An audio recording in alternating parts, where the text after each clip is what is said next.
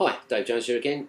This is a bit of a chord sequence now. We're going to look at some major 7 chords in this another one of these chord practice lessons of changing between chords and learning new shapes and such like. For probably it's above sort of a total beginner level, because if you got to this level with these sort of chords, you probably know your basic major and minor chords and your basic dominant 7 chords.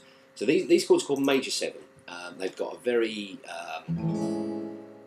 to me, they sound like a sunny blue sky day. It doesn't matter what they sound like to you, as long as you can sort of recognise them at some stage. But they've got a really sort of mellow sound to them. They're written, when they're written in a chord chart, they have the words M-A-J and then a 7. They're abbreviated to say A-M-A-J 7, A major 7. So we're going to start off the first exercise again, very methodical. A major 7, D major 7, E dominant 7, E7, and then A major 7. So the reason for the dominant 7 is you don't get 3 major 7 chords in the same key. So I'm keeping these in key, so you're getting used to changing chords in the right key, because that's the best way to practice chords, because that's the way songs do go out of key. But lots of basic simple songs are written with it's called diatonic. It means in the same key, chords in the same key. So here we go: A major 7, D major 7, E7, and then A major 7, and as usual, just downward strums. Here we go: 2, 3, 4. 1, 2, 3, 1, 2, 3, 4. As usual, be looking for any fingers when you're going from E7 to A major 7. Finger 1 stays where it is. Then we're going to look at C major 7, F major 7, G dominant 7, G7, C major 7. And don't forget, you can get all these chords on the site, print them off or check them out on the PDF, or just check them out on your computer if you don't know them. So here we go: C major 7, F major 7, G7, C major 7. 2, 3, 4.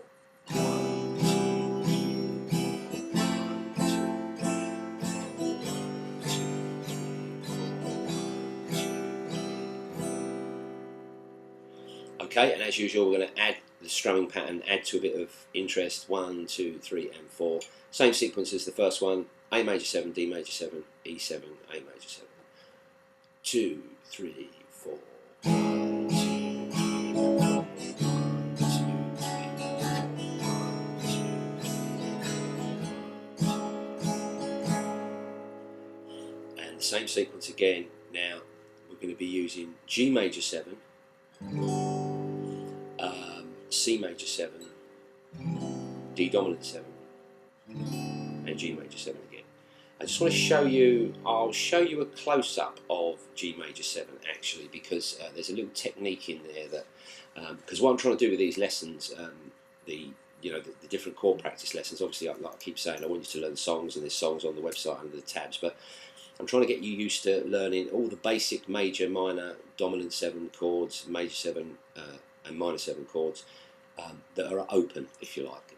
That means no bars, sort of beginnery type chords. So I'm just going to show you a close-up of G major 7, and there's a little technique in there that I want you to get.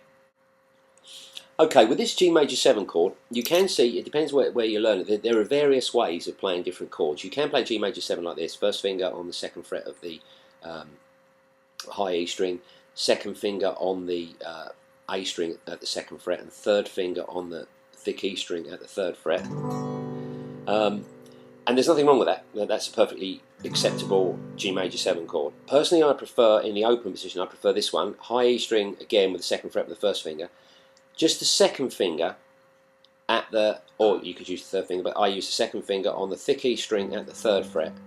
But that finger must mute the A string. And a mute, what it means is it kills the string, stops it from sounding. And the way to do that is to touch it with the tip of your finger and let the pad, let me get out in shot, the fingerprint part of your finger, touch lightly on the string, and it kills it. And when you strum, it doesn't get heard. So that's the version of G major 7 that I'm using for this particular exercise. Like I say, you can use that one, but one is I don't like the sound of it very much, and it's just personal preference. But anyway, back to the exercise: 1, 2, 3, and 4. And so we're going to use G major 7, 1, 2, 3, and 4. C major 7, 3, D7, 1, 2, 3, and 4, G major 7. So I hope you found that useful. That little technique of muting the string occasionally is used in an awful lot of chords later on. So it's not a bad technique to get under your belt quite early. And I'll see you again sometime.